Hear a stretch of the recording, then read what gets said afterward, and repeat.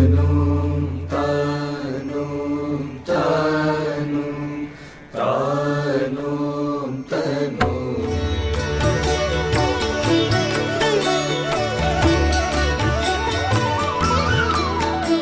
నమస్తే, welcome to rise and shine. నిన్నటి ఎపిసోడ్లో స్వామి వివేకానంద ధ్యానం గురించి ఎలా వివరించారో స్వామి బోధమయానంద మనకు చెప్పారు.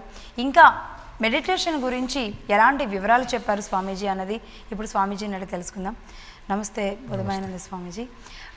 స్వామి వివేకానంద ఇంకా ఎలాంటి సూచనలు చేశారు మెడిటేషన్స్ గురించి? ఏమైనా ఇన్సిడెంట్స్ కూడా ఏమైనా జరిగినవి ఉన్నాయా? ఎన్నో ఇన్సిడెంట్స్ ఉన్నాయి. చిన్న వయసు నుండే ఎన్నో సంఘటనలు మనం చదువుతాం. అది మనం ఆ ఇన్సిడెంట్స్ ద్వారా ఎన్నో నేర్చుకోవచ్చు. ఉదాహరణకి ఆయన వ్యక్తిత్వాన్ని చూసుకుంటే ఆయన ఎంత ఏకాగ్రత, ఎంత ఒక కాన్సన్ట్రేషన్ పవరు, తర్వాత ధ్యాన సిద్ధుడు అని చిన్నప్పటి నుండే ఎన్నో విషయాలు ఉన్నాయి. రూమ్లో ఉంటారు, పాము వస్తుంది, తర్వాత ఆయన ఆనందంగా హృదయం తన్మయమైపోయి మునిగిపోయి ఉంటాడు.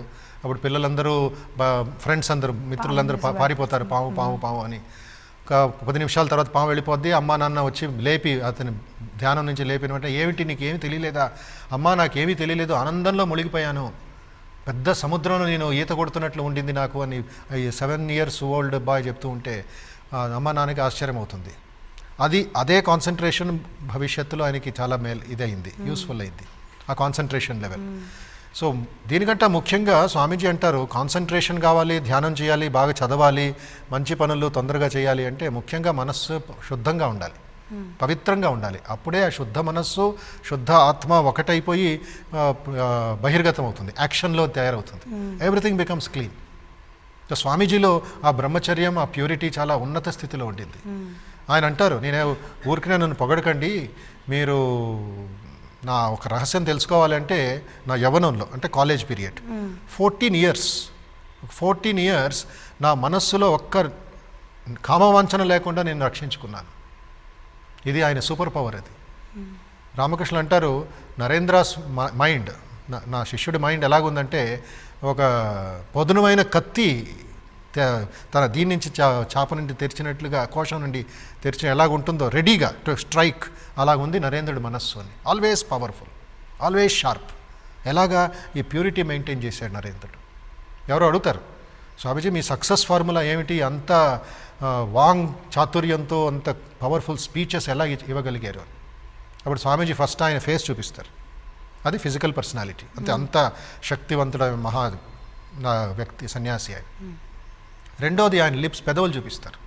పెదవులు చూపించి ఏమొస్తుంది? పెదవుల నుంచి మంచి మాటలు, పవిత్రమైన మాటలు, శుద్ధమైన మాటలు, ఇంగ్లీషో బెంగాలీయో ఏం మాట్లాడతాం, మదర్ టంగ్. మూడోది ఆయన హృదయం చూపిస్తారు, పవిత్రత. ఈ 3 కలిసి నా స్పీచ్. నేనేదో ఇంగ్లీష్లో మాట్లాడుతున్నాను, నాకు పెద్ద చదువుకున్నానని కాదు. ఈ 3 కలిగే. 1 ఈజ్ ద పర్సనాలిటీ, ఫిజికల్, ఆయన ఒక తేజస్సు. సెకండ్ ఆయన పెదవులు, లాంగ్వేజ్, కమ్యూనికేషన్ స్కిల్. మూడోది ఆయనలో ఉండే ప్యూరిటీ. ఇప్పుడు ఎంతోమంది మహాత్ములు, ఎంతోమంది పెద్ద పెద్ద లెక్చర్స్ ఇచ్చేవాళ్ళు ఉన్నారు. వ్యత్యాసం ఈజ్ ఇన్ ద ప్యూరిటీ. ఏదేదో మాట్లాడేస్తారు, తర్వాత వాళ్ళ లైఫ్ మ్యాచ్ అవ్వదు. ఎంత చక్కగా మాట్లాడినా కూడా అది బ్యూటిఫుల్ ఇదిగా ఉంటుంది, లాంగ్వేజ్ బాగుంటుంది, కానీ ప్రజల్లో ఆ ఇన్స్పిరేషన్ టెంపరీగా ఉంటుంది. స్వామీజీ అంటారు, ఎప్పుడైతే మనస్సు ప్యూర్ ఉందో ఆడు ప్రపంచమంతా చేతిలో పండు పెట్టినట్లు ఉంటుంది. 10 రోజులు మీరు ఇంట్లో లేరు. ఇంట్లో లేనప్పుడు మళ్ళీ వచ్చి చూస్తారు, మీ ముఖం కడుక్కొని అద్దం చూస్తారు, అద్దం మసిమసిగా ఉంటుంది, మీ ముఖం రిఫ్లెక్షన్ సరిగ్గా లేదు. ఏం చేస్తారు? అద్దం కడుగుతాం, అద్దం తుడుస్తాం. ఎందుకంటే నేను నా ముఖాన్ని సరిగా చూసుకోవాలి. ధ్యానంలో స్వామీజీ అంటారు, నీ ఆత్మని నువ్వు సరిగానే చూసుకోవాలి. దానికి అబ్స్ట్రక్షన్ ఏమిటి? నీ చెడ్డ మనస్సు, నీ అశుద్ధమైన మనస్సు, అపవిత్రమైన మనస్సు. అది ఎప్పుడైతే క్లీన్ అయిందో, ప్యూర్ అయిందో, నీలో ఉండే శక్తిని, ఆ ప్రకాశాన్ని నువ్వు అనుభవించవచ్చు. ఈ విధంగా ప్రాక్టికల్ ఎగ్జాంపుల్స్ స్వామీజీ ఇస్తున్నారు. ఆయన జీవితంలో ఒక ఎగ్జాంపుల్స్. తర్వాత ఆయనతో పాటు కొన్ని ఉపదేశాలు కూడా, యోగా వేదాంత ఉపదేశాలు మనం లాస్ట్ ఎపిసోడ్లో ప్రారంభించాం. అది ఇంకొంచెం డీటెయిల్గా వెళ్ళొచ్చు పిల్లల కోసం మరియు ప్రజల కోసం, యువకుల కోసం. ఆ ఒక డిఫరెన్సెస్ తీసేయాలి, ఒక నెగిటివిటీ, రాంగ్ అండర్స్టాండింగ్ తీసేయాలి. ఇది pure study and pure classes of Swami Vivekananda himself. తర్వాత స్వామీజీ అంటారు, ఈ మనం ఏమి సెర్చ్ చేసుకున్నాం, ఈ ఆవాల గింజలు స్కాటర్ అయిపోయింది, మనం గ్యాదర్ చేసుకోవాలి. అదేవిధంగా భగవద్గీత 6వ అధ్యాయం స్వామీజీ ఉదాహరణకి ఇస్తారు. దాంట్లో శ్రీకృష్ణుడు అర్జునుడికి ఏకాగ్రత గురించి ఎలాగ ఒక వ్యక్తి మనస్సు ఉండాలి, నువ్వు ధనుర్బాణం చేస్తున్నావా, లేక షూటింగ్ చేస్తున్నావా, కార్ డ్రైవింగ్ చేస్తున్నావా, లేక ధ్యానమే చేస్తున్నావా, లేక బిజినెస్ చేస్తున్నావా, డబ్బులు లెక్క పెడుతున్నావా, ఎలాగ ఉండాలి అంటే యథాదీపో నివాతస్థో నేంగతే శుభమాస్మృత. ఒక గాలి లేని ప్రదేశంలో దీపం వెలిగిస్తే ఎలాగా ఆ ఫైర్ ఉంటుందో ఆ విధంగా నీ మనస్సు ఉండాలి. ఇది ఒక ఇమాజినేషన్, ఇది ఒక ఎగ్జాంపుల్. కళ్ళు మూసుకొని మనం చంచల మనస్సు నాకు కంట్రోల్లో లేదు అంటే గాలి ఎక్కడి నుంచో వీస్తుంది, ఆ క్యాండిల్ ఫ్లేమ్ ఇదవుతుంది, చంచలంగా ఉంది. సో ఎక్కడి నుంచి ఆ ప్రాబ్లమ్స్ వస్తున్నాయి, నువ్వు దాన్ని కట్టిపెట్టాలి. యథాదీపో నివాదస్థో నేంగతే సోమాస్మృత. గాలి లేని ప్రదేశంలో దీపం వెలిగిస్తే ఎలాగుంటుందో నీ మనసు అలాగ ఉండాలి. ఆలోచించు కళ్ళు మూసుకొని. వాడు మనసు ఆటోమేటిక్గా దీపం మీదే ఉందిగా. ఇది స్వామీజీ ఆబ్జెక్టివ్ నుంచి సబ్జెక్టివ్ ఇస్తారు. బాహ్యంలో ఉండే ఎగ్జాంపుల్ నుండి మనస్సు ఎగ్జాంపుల్ కల్పిస్తారు. అప్పుడు కామన్ మ్యాన్కి అది ఈజీగా అండర్స్టాండ్ అవుతుంది. ఈ విధంగా స్వామీజీ ఆయన క్లాసెస్లో ఈ ఎగ్జాంపుల్స్ ద్వారా, ఆయన లైఫ్ ఎగ్జాంపుల్స్ ద్వారానే అమెరికన్స్కి క్లాసులు తీసుకుంటారు, మోటివేట్ చేస్తున్నారు. వాళ్ళు క్లాస్ తీసుకుంటున్నారు అక్కడ. Is not just lecturing. చెయ్యండి ఇలాగా, నా ముందు కూర్చోండి. ఇంకే అలాంటి వివేకానందని ఉపదేశం చేస్తూ ఉంటే ఆచార్యుడు ఇంకా వాళ్ళకి ఎంత ఇది ఉండాలి, ఏమంటారు దాన్ని, రుణం తీర్చుకోవాలి వాళ్ళు.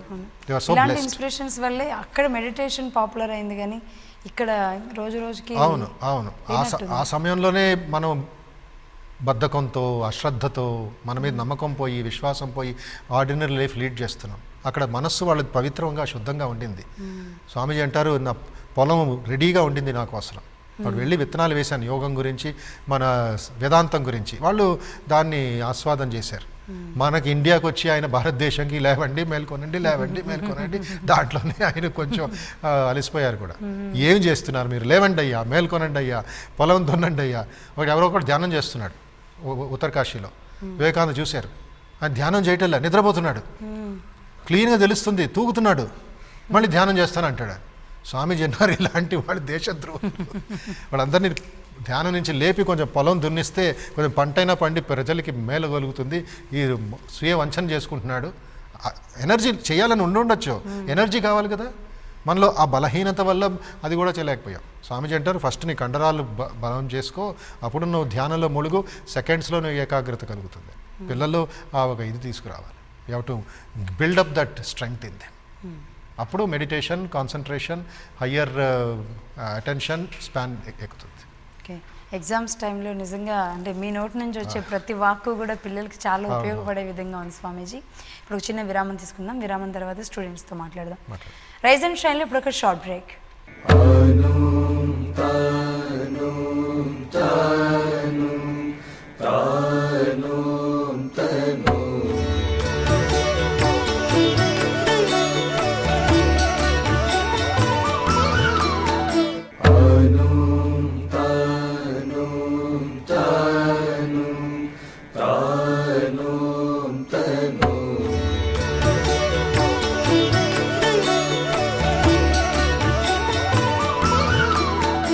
Welcome back to rise and shine.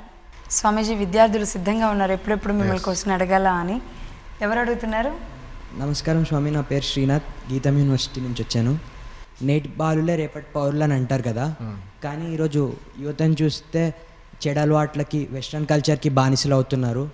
So రేపటి మన సమాజాన్ని మనం ఎలా ఫ్రేమ్ చేసుకోగలం? చాలా కన్ఫ్యూజ్ స్టేట్లో ఉంది ఇప్పుడు మన సంస్కృతి, మన పరిస్థితి, మన సమాజం. స్వామీజీ భయపడింది ఈరోజు సాకారం అవుతున్నట్టుంది. ఆయన కూడా ఇలాంటి అనుభవించారు. ఎక్కడో ఒక చోట వెళ్ళి చూశారు, ఈ శ్రీలంకలో అనుకుంటా. ఆ సమయంలో పార్ట్ ఆఫ్ బ్రిటిష్ ఇండియా కదా, ద్వీపం అయినా సరే బ్రిటిష్ వాళ్ళు పరిపాలిస్తున్నారు. సో అక్కడ కూడా ఇలాంటి ఆయన మీటింగ్స్కి పాశ్చాత్య దీంట్లో వెస్ట్రన్ కల్చర్ డ్రెస్లోనో దీంట్లోనో స్వామీజీ దగ్గరికి వస్తారు కొంతమంది భారతీయులు. అప్పుడు స్వామీజీ కొంచెం వాళ్ళని క్లాస్ తీసుకుంటారు అనమాట. ఎలాంటి మహాత్ములు, ఎలాంటి మీ ఋషులు, ఎలాంటి ఇది గొప్పతనం వదిలేసి మీరు పాశ్చాత్య దీంట్లో వస్తున్నారు. అది మన దేశానికి ఇది కాదు, మన భవిష్యత్తుకి మంచిది కాదు. మీ అవసరాలు బట్టి మీరు ఇది నేను దూషించడం లేదు, బట్ ఎక్కడ మీరు లోపంలోకి పెడుతున్నారంటే మీరు ఆ ఓన్ డిగ్నిటీ, ఓన్ పర్సనాలిటీని మీరు మర్చిపోతున్నారు. అందుకే అక్కడ కఠోరంగా కొంచెం ప్రశ్నిస్తారు. ఏమిటంటే ది గాడిదకి ఒక సింహం వేషం వేస్తే ఆ సింహం అవ్వదు. అది కేవలం వస్త్రాల్లో భూషణాల్లో మీరు ఇదేస్తే మీరు పాశ్చాత్య వాళ్ళు ఎవరు అలాంటి ఇది అవ్వదు. కేవలం అది ఫ్యాషన్ అవుతుంది అంతేగాని వాళ్ళలో ఉండే డిసిప్లిన్, వాళ్ళలో ఉండే ఎక్సలెంట్ క్లెన్లీనెస్, వాళ్ళలో ఉండే ఫినిషింగ్ ప్రోడక్ట్ అంతవరకు మీరు అలాంటి కల్చర్ తీసుకురావాలి భారతదేశంలో అని స్వామీజీ అనేవారు. వెస్ట్రన్ సైన్స్ కపుల్డ్ విత్ వేదాంత, అది వివేకానంద వాళ్ళ ఆదర్శమైన సమాజం. వెస్ట్రన్ సైన్స్ అంటే ఆ రీసెర్చ్ మైండ్, ఎండ్ వరకు వాళ్ళు వదలరు. అదే అందుకే 400 years లోపలే అమెరికా అనే ఒక దేశం సూపర్ పవర్ అయిపోయింది. వివేకానంద అమెరికాకి వెళ్ళింది ఆ సమయంలోనే, 400th year of Columbus discovery of America. So చూడండి, 5000 year old nation or 10,000 year old మనం అనుకుంటాం, అది 400 yearsలోనే కొలంబస్ డిస్కవరీతో ఒక పెద్ద ఇంటర్నేషనల్ లెవెల్ ఎగ్జిబిషన్ ఆర్గనైజ్ చేసింది. మనం ఎందుకు చేయలేకపోతున్నాం కామన్వెల్త్ గేమ్స్ ఆర్ చిన్న చిన్న ఒలింపిక్స్? బికాజ్ మనలో ఒక పెట్రియాటిజం అనేది లోపడుతుంది. We are deficit in that. మీరు ఎంత మాట్లాడుకున్నా సరే we are not really fully the children of the motherland. So ఎప్పుడైతే మన దీన్ని బాగా స్వామీజీ అంటారు, మీ కల్చర్ని, both language, the dress and availabilities తీసుకుంటే అప్పుడు you can become a better citizen of the world. వాళ్ళలో మంచితనం స్వీకరించండి, అదే సత్యం, అదే ఇది, ఇంకా ఏమీ లేదు అనుకుంటే I think you are in the wrong, putting the foot in the wrong position. Swamiji ఎక్కడికి వెళ్ళినా కూడా తన భారతీయతను మర్చిపోలేదు. 4.5 years అమెరికాలో స్పెండ్ చేశారు, but at the same time తన దీన్ని అని మర్చిపోలేదు, క్రిటిసైజు చేయలేదు. అక్కడికి వెళ్ళి దేశం గురించి ఉపన్యాసాలు ఇచ్చారు, మన భారతీయుల యొక్క మంచితనాన్ని ఇది చేశారు. So there cannot be any great patriot than Swami Vivekananda himself. ఆ కల్చరల్ ఇది అర్థం చేసుకోవడం. సో సెకండ్ ఇంపార్టెంట్, మీకు ఒక చిన్న హ్యూమరస్ ఇది ఇస్తాను, ఒక సజెషన్ అండ్ ఎగ్జాంపుల్. మీరు యువకులు, మీరు ఎంతోమంది ఫ్రెండ్స్తో తిరుగుతుంటారు, ఇవన్నీ మీరు దీని గురించి కొంచెం వైడర్ యాంగిల్లో మీరు ఆలోచించాలి. ఉదాహరణకి మీ డ్రెస్ అనుకుందాం, మాట వదిలేయండి, లాంగ్వేజ్ అండ్ మీ హ్యాబిట్స్, ఫుడ్ హ్యాబిట్స్ అవన్నీ okay, that's a second point. Suppose I give an example of a simple dress. -40 temperature అమెరికాలో, -60 టెంపరేచర్ రష్యాలో, ఇవన్నీ చూస్తుంటే యూరోపా దేశాల్లో ఇట్స్ ఎ కోల్డ్ క్లైమేట్స్. అప్పుడు వాళ్ళు ఏం చేశారు, ఈ థిక్ జీన్స్, థిక్ క్లోత్స్ని వాళ్ళు తయారు చేసుకున్నారు. బికాజ్ వాళ్ళ స్కిన్, వాళ్ళ ఇది స్పాయిల్ అవ్వకూడదు, హెల్త్ స్పాయిల్ అవ్వకూడదు అని. సో ఆ సిచ్యువేషన్ బట్టి వాళ్ళు జీన్స్ ప్యాంట్, థిక్ డ్రెస్సెస్ని, కోట్స్ని వాళ్ళు ఇది చేసుకున్నారు. ఈ హైదరాబాద్లో మనం చూస్తూ ఉంటే ఒక మంచి ఇది ఉందండి, ఒక బిరుదు మనకి అందరికీ, బాహర్ షర్వాని అందరు పరేషాని అని. ఇది మనకి ఎవరో సర్టిఫికేట్ ఇచ్చారు. బాహర్ షర్వాని డ్రెస్ వేసుకొని లోపల బాధపడుతూ ఉంటే ఏం లాభం? అది ఇది రిడిక్యులస్. ఇంకేం మోడర్నిటీ అక్కడ. సో ఈ Hyderabad 40 temperature, 44 temperature jeans pant వేసుకుని ఉంటే you're not comfortable, but you're only showing off, నేను ఏదో పెద్ద మోడర్న్ మ్యాన్ అని. You're not modern, you're the most hopeless ordinary fellow. Cotton dress వేసుకోవాలి సమ్మర్లో, ఫ్లెక్సిబిలిటీ, లాల్చీ పైజామా, పంచె కట్టుకొని, అది వెదర్ కండిషన్స్ బట్టి వాళ్ళు ఇది చేసుకున్నారు. ఇది common sense.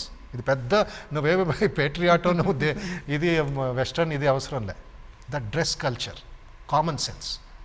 Second important example ఇస్తాను, తమాష కూడా ఉంటుంది మీకు. ఏమిటంటే కొంతమంది ఈ మోడర్న్ ఇదని చెప్పి ప్యాంట్స్ తయారు చేసుకొని 10 పాకెట్లు ఉంటాయి ప్యాంట్స్కి. ఎందుకు ఆ ప్యాంట్స్ వచ్చాయి? అమెరికన్ ఒక ఇతను అడగండి, కార్పెంటర్ వేసుకుంటాడు అక్కడ, ఒక ప్లంబర్ వేసుకుంటాడు అక్కడ, ఒక ఎలక్ట్రీషియన్ వేసుకుంటాడు అక్కడ, కావాల్సిన కటింగ్ ప్లేయర్స్, బ్లేడ్లు ఇది పెట్టుకొని 30th floor న్యూయార్క్ స్ట్రీట్కి వెళ్ళి అక్కడ పెయింటింగ్ చేస్తూ ఉంటాడు. చిన్న చిన్న బ్రష్ల కోసం మనకి ఎందుకు వస్తాడా? Foolishness, time waste. ఆ కామన్ సెన్స్, ఆ ప్రాక్టికల్గా వాడు డ్రెస్ కల్చర్ కూడా మెయింటైన్ చేసుకున్నారు.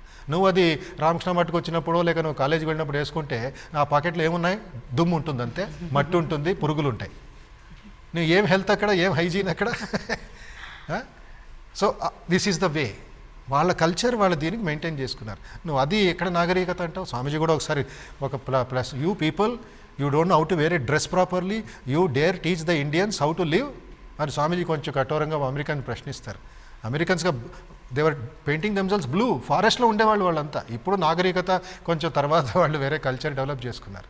మన ఋషులు ఆధ్యాత్మిక దీంతో హయ్యెస్ట్ పొందుతూ ఉంటే, సాక్షాత్కారం పొందుతుంటే ఎంత ధైర్యం మీకు మా భారతీయులను నిందించడం. స్వామీజీ కొంచెం డిఫెన్స్ మెకానిజం కూడా, ఒక సోల్జర్ లాగా రక్షించారు భారతదేశాన్ని.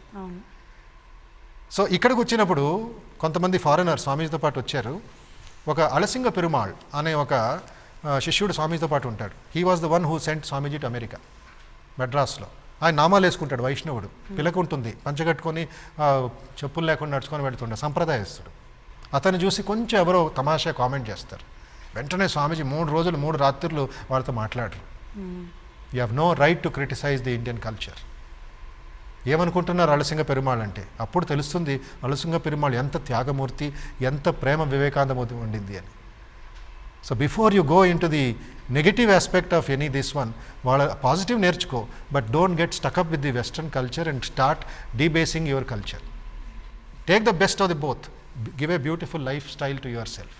అప్పుడు నీ బ్యాలెన్స్ అవుతుంది వసుదైవ కుటుంబకం అని. చాలా చక్కగా వివరించారు స్వామీజీ. మరో ప్రశ్న ఎవరైనా? నమస్తే స్వామీజీ, నా పేరు అశ్విక్, నేను గీతం యూనివర్సిటీ నుంచి వచ్చాను.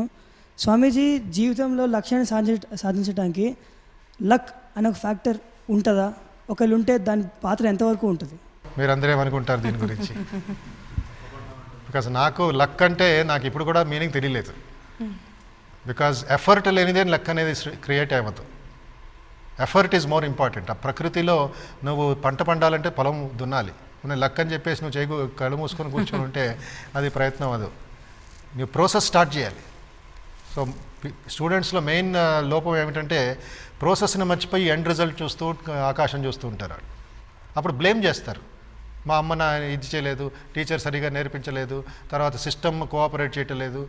అప్పుడు ప్రశ్న వస్తుంది, what have you done, what are you doing, ఏమి సాధిస్తున్నావు, ఏమి ప్రాసెస్ స్టార్ట్ చేసావు. ఆకలేస్తుంది, నువ్వు వంట చేయటం లేదు, నేను కర్రీ పాయింట్కి వెళ్ళి నువ్వు కర్రీ కొనేస్తున్నావు.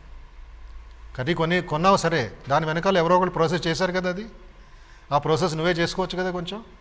సో ఇంకొకరి మీద డిపెండ్ అయ్యే బదులు నువ్వే వంట చేసుకుంటే, నాకు హెల్ప్ తీసుకుంటే ఆ రుచి అది ఇది వేరు, rather than buying and fast food cart. So luck depends upon the process. Luck itself has no higher value. ఎప్పుడైతే ప్రారంభించావో ప్రకృతి నుండి 4-5 డైరెక్షన్ నుండి ఆ ప్రవాహం నీకు హెల్ప్ చేస్తుంది. శ్రీరామకృష్ణ పరమహంస అంటారు, ఈ నది కొంచెం పర్వతాల్లో కొండల్లో దీని కింద వస్తున్నప్పుడు ఈ పడవ నడిపేవాడు కొంచెం కేర్ఫుల్గా ఉండాలి, కొంచెం కాషియస్గా ఉండాలి. అప్పుడు మెల్లిగా ఆ పడవని రాళ్ళు రప్పల మీద దీని మీద మెల్లిగా తీసుకువెళ్తాడు. Once wider waters of the ocean రివర్కి వచ్చినప్పుడు అతను ఇంకా ఐలేస్ అని పడవ నడపడం అవసరం లేదు. మెల్లి కూర్చొని పడవ పట్టాలు తీసేస్తుండే సెయిల్స్ తీసేస్తే వెంటనే గాలి ముందుకు తీసుకువెళ్తుంది. Do you call that luck? Maybe it's a grace, it's a gift of God. Luck కంట let's call it grace, a grace of God, grace of your teacher. ఎవరో ఒకళ్ళ అనుగ్రహం, ఎవరో ఒకళ్ళ బ్లెస్సింగ్స్ నీకు వచ్చింది. నువ్వు వంట చేస్తూ ఉంటావు, వాసన సరిగా రావట్లేదు, you ask your mother, ask somebody, కొంచెం గ్రేస్, కొంచెం వాళ్ళ హెల్ప్, అప్పుడు నీకు సాటిస్ఫాక్షన్ ఉంటుంది. ఓ వీళ్ళు వచ్చి నాకు హెల్ప్ చేశారు, then you thank them. So ఈ luck factor is little bit confusing, but at the same time నాకు అంత పెద్ద ఇది లేదు, దాని మీద విశ్వాసం లేదు. I go by the effort. Swamiji అంటారు, you go by the effort, destiny will take care of it self.